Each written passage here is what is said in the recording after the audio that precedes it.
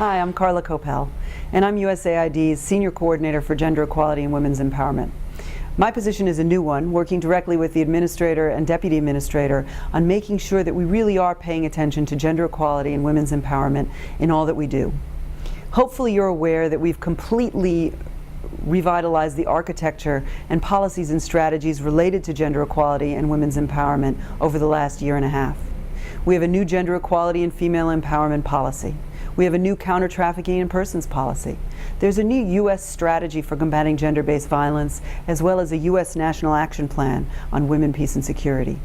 Each of those is accompanied by documents on how USAID will implement and realize those strategies, as well as presidential executive orders buttressing the importance of this issue to all that we do in U.S. foreign assistance. But why is this so important? Well, from my perspective, this is important because what it will do is deliver results for development. If we want to maximize the results to development from our development assistance program, then we must pay attention to gender equality and women's empowerment.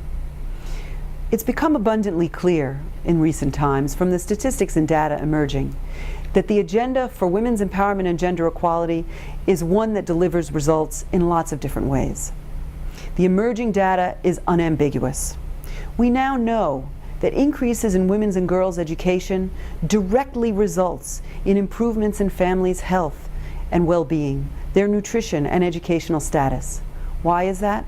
Well, in part, it's because statistics show that women reinvest a higher percentage of their income in family and community well-being. The Food and Agriculture Organization of the United Nations recently found that if women agriculturalists had equal access to agricultural inputs, seeds, fertilizers, technical assistance, and capital, it could increase yields from agriculture by 20 to 30% globally. What does that mean? If it were true, it would mean 100 to 150 million fewer hungry people, a 12 to 17% decrease in hunger worldwide. We also know that the costs of inattention to issues related to gender equality and women's empowerment can be severe. One USAID-supported study in Bangladesh found that the cost to GDP of gender-based violence was more than 2% of GDP. This was a result of absentee days from work, health costs associated with treating the victims of gender-based violence, the overall cost to the economy from reduced productivity. It's clear when you look at statistics like these that we can't afford not to pay attention to gender and women's empowerment issues in all that we do in foreign assistance. The statistics demonstrate why this is important, but they don't really drive home what the implications are of attention to this issue and why this has meaning for our development assistance work. So let's look at the kinds of things we can miss when we're not paying attention to gender equality and women's empowerment. Egypt and South Asia have seen dramatic economic growth over the past several years, robust economic growth rates. Yet, notwithstanding that, we saw in Egypt that there was a dramatic transition in power, and when we look at the results from polling, it's suggested that that's because of economic disenfranchisement. Why is it the case?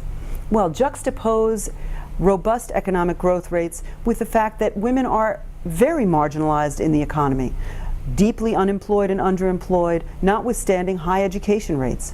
What might have been in Egypt if we'd been paying attention to that fact? In South Asia, robust economic growth rates, and yet we know that less than 5% of the businesses in South Asia are owned by women. Let's imagine what economic growth and development could have been if women were fully involved in the economic growth and development in South Asia. When we look at malaria programs, often we're talking about the fact that pregnant women are particularly vulnerable to malaria, and that we should be looking at the home for open water sources, for the absence of bed nets, as a reason why malaria takes such a toll on the health of people, families, and communities around the world. But in Thailand, malaria, we've learned, is carried most by men working out in fields during the day. Were we not to design a program specifically oriented towards men and their propensity to contract malaria in the fields in Thailand, we would be missing an opportunity to have a more dramatic impact on development. That impact on development results from a focus on gender issues and the way that men and women move differently within their societies. Let's turn our attention to peace building. This is my own personal experience, and I think it really drives home the point. When I was outside of government, I was working with Palestinian women on why they should have a role in negotiations around peace processes. And I asked them, what difference would it make? I understand that you have a right to be involved, that you are half of your society and should be involved in decision making, but why would it result in a substantively different outcome? And they told me an interesting story. They said that when the Oslo process was being wrapped up, and areas A, B, and C were being defined for differing degrees of Palestinian autonomy, that those borders between areas A, B, and C were drawn poorly. And that small changes in the way the map had been drawn would have decreased the grievances felt by the Palestinian people. It would have decreased the extent to which schools were separated from families and communities. It would have reduced the travel time associated with women going out to collect water or people going to tend their olive groves. If those maps had been drawn slightly differently, at no cost to the negotiations, there could have been a better outcome. Now, I thought that was an interesting story, but this was coming from Palestinian civil society activists, most of whom hadn't been involved in the negotiations. Fast forward 18 months later, and I'm sitting at dinner with an Israeli gentleman who had been a member of the Israeli Defense Forces and had actually participated in the Oslo process. And I said, tell me, I've heard that if areas A, B, and C had been drawn differently, that it would have increased the propensity for peace in the Middle East. And he looked at me, and his mouth fell open, and he said, those women were absolutely correct. And not only were they absolutely correct, but you're the first person to say this to me. That to me was indicative that we really aren't drawing on all of the voices in society when we're excluding women from the process of peace building. And it demonstrates, I think, the importance of this agenda to maximizing the effectiveness of our development assistance program. My last example is from a different sector. It's from the infrastructure sector, where development experts went out to build a school. The school was located on the other side of a road from the community it was to serve. And so the infrastructure experts installed a tunnel so that children could safely travel from one side of the road to the other to attend school. When they looked back and looked at enrollment rates for that school, what they found was that only boys were enrolled. Why were only boys enrolled? Obviously, the objective was to have girls and boys in school. When they talked with the community, what they found out was that girls didn't feel safe traveling through a tunnel. It was an unforeseen negative consequence of a poor set of choices and inadequate consultations with women and men and girls and boys on the ground, and it could easily have been avoided. History is littered with inadvertent consequences that can be negative, they can also be positive. But I was also reminded when I first came back into USAID of examples of tuberculosis clinics that were set up and opened only at times when men weren't available to go to them. It is essential that we think about these issues when men and women are available, where they can access services, how they get there, and whether they feel safe. Whether we're listening to all voices in society, those are the keys to development success. When we see the evidence and we know in advance, we can also see the benefits that we derive from attention to gender equality and women's empowerment issues. So, for example, USAID is currently placing a big emphasis on using mobile technology and mobile banking to increase the extent to which benefits accrue to populations around the world. And we see that those benefits can be enormous. At the same time, within USAID, a study has been done that demonstrates that 300 million fewer women have access to mobile technology than do men worldwide. Why is this significant? Well, it's significant in a couple of ways. First of all, it's important because if we recognize that there is this 300 million woman gap in mobile ownership, then we know we need to be careful, because mobile banking and an emphasis on mobile technology risks leaving women further and further behind unless we take action to close that gap and to ensure that women have access to these kinds of cutting-edge technologies. Otherwise, our programs will not be lifting all boats within societies. The second reason it's important is because it enables us to work with private sector partners to say, here is a market niche that exists, needs to be filled, and will result in development benefits for all around the world.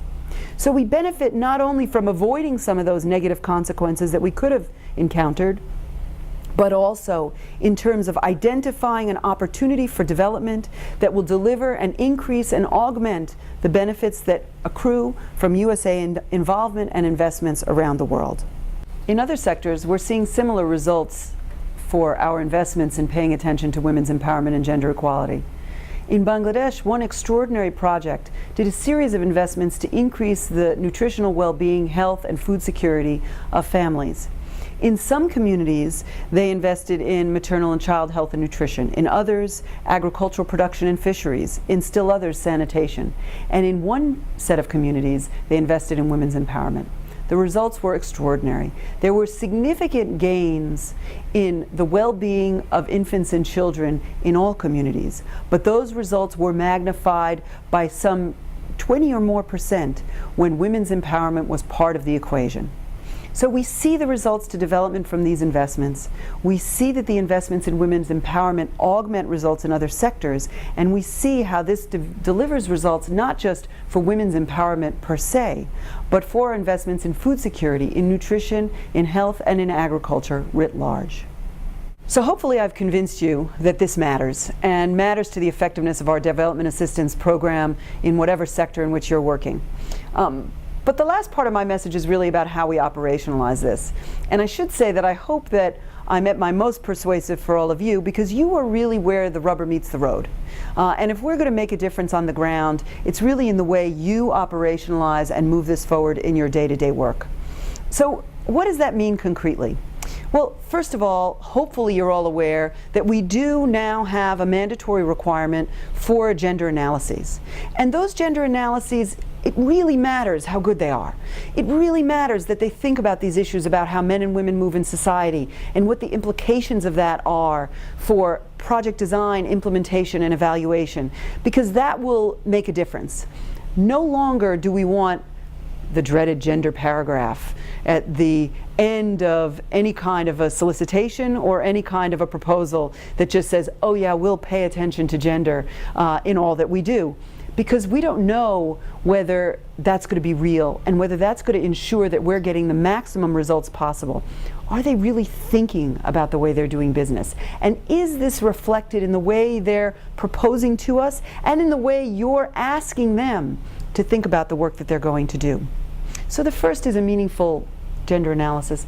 Next, we need to make sure that the entire project design cycle reflects attention to these issues and modulates around it in different ways. If we're thinking about how people are going to get out the vote, are we thinking about the ways that men and women receive information differently?